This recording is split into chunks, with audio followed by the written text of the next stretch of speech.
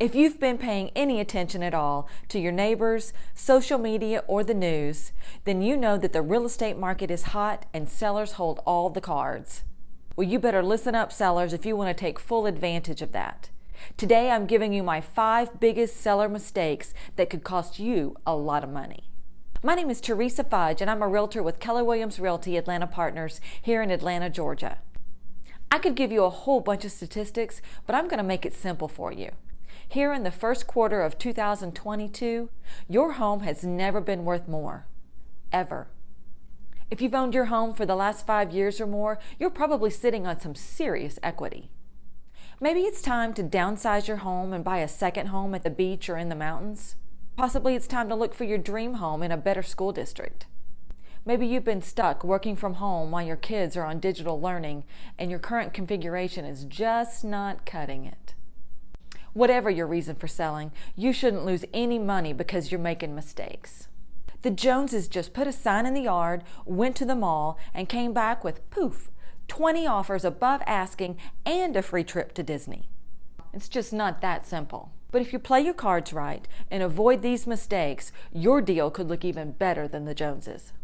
At the end of the video, I'll share with you my full seller's guide to help you get started. But now, let's talk about those 5 mistakes. Mistake number 1, not depersonalizing your home. Recently, I was working with this family. They had 2 young boys. They were so sweet. I had just sold their current home and we were in search of the next.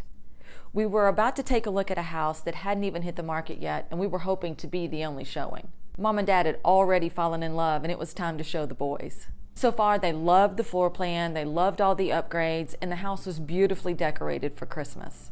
We decided to go take a look downstairs in the basement. Everything was going great until we got to the bottom of the stairs. That's when the oldest boy noticed 5 deer heads hanging on the walls and multiple animal skins. He lost it. He started calling out for his daddy and crying. It was just so sad. He was in tears and probably scarred. But y'all, it doesn't have to be deer heads. It can literally be your sports memorabilia. It can be political signs, religious figures. You just never know what's going to turn a potential buyer off. It can simply be a bad color choice. The whole goal when you're preparing your home to sell is you want to think of it as a blank canvas. We want it to appeal to the broadest segment of buyers. If you're going to get top dollar, you really have to think neutral. The moment you put it on the market, you really have to think about the fact that it's really not yours anymore. You need to start taking down those family photos, removing the doll collections, anything that really makes it feel like it's yours. That leaves us to mistake number 2, not decluttering the house. If you've been in the house for a long time, you've easily accumulated extra stuff. If you've got kids, you've got sports gear, toys, school books, all kinds of things. You just need to think about having the least amount of things in the house to get by. And it's not just what you can see. Stuff accumulates in drawers, cabinets, closets, the garage, the basement, the attic. It's everywhere. If the house is cluttered, they're never going to see the beautiful hardwood floors or the crown molding or the granite countertops that are full of things in the kitchen. Clutter is really distracting. I recently listed a big, beautiful home for a couple who had been in the house for over 20 years. They had raised their children, who are now adults with children, in that house. He was a product rep that even worked from home. So not only did they have 20 plus years of stuff, but he also had product samples in the house. It was in the basement. It was in the closets. It was in the garage. A lot of it had sentimental value, and I get that. I had encouraged them to begin this process while they were doing the other things to prepare the house for sale, but because of the activity in the neighborhood, they were just convinced that it was going to sell quickly no matter what. Sadly, I was right, and it did not sell quickly. It took us right at 90 days to get a solid contract. And that contract was below what they were hoping to get. When I asked the agents who had shown the house for feedback, many of them said it was the clutter. They said their buyers just couldn't see through it to really appreciate the bones of the house. On the flip side, I recently saw a listing that was probably the best example of what to do when selling your house. It had just the basics. The photos really drew you in and made you want to go see the house. Sellers had done some basic but really nice updates to the kitchen and bathrooms, and it was obvious because there was nothing distracting you from it. The open house alone had over 500 people through it, with an additional 200 people seeing it with private showings. They had over 155 offers, all over asking price. Isn't that what you want? Mistake number 3, not making repairs. Today's buyers may be working harder than ever to buy a house, but they're not stupid, nor are their agents. They're reading the seller's disclosures, they're checking out HVAC systems, and they're reading the dates on the manufacturer of the water heater. And they're asking a lot of questions. A buyer may overlook a loose doorknob or a sticky drawer, but that roof better not be leaking and that trim better not be rotting off. And if that roof is leaking, for the love of God, do not cover it up or lie about it. There are no perfect houses, not even the new construction. But if you don't address the things that need to be done, the perception will be that you're in a bad situation and you're going to get low offers. Buyers will think that you don't have the finances to make those repairs and that you need cash for a quick sale.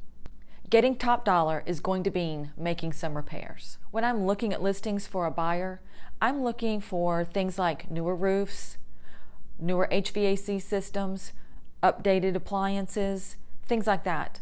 Even fresh paint goes a long way. And if we find a house that doesn't have any of that, you can bet our offer will reflect it. When I'm listing a house, I actually compile a report that will outline all the things that have been done to the house. When the roof was replaced, the HVAC system, the appliances, when the painting was done last. I want to make it obvious that this seller has done the work. And I don't want a buyer to miss these things in the showing. Buyers will pay more up front for the house that has everything done to it, just so they don't have to deal with it later. Mistake number 4, not pricing the house correctly. Rapidly changing market like we've seen over the last couple of years, it can be easy to take the price that your neighbor just got and add $20,000 to it. But that's not going to cut it.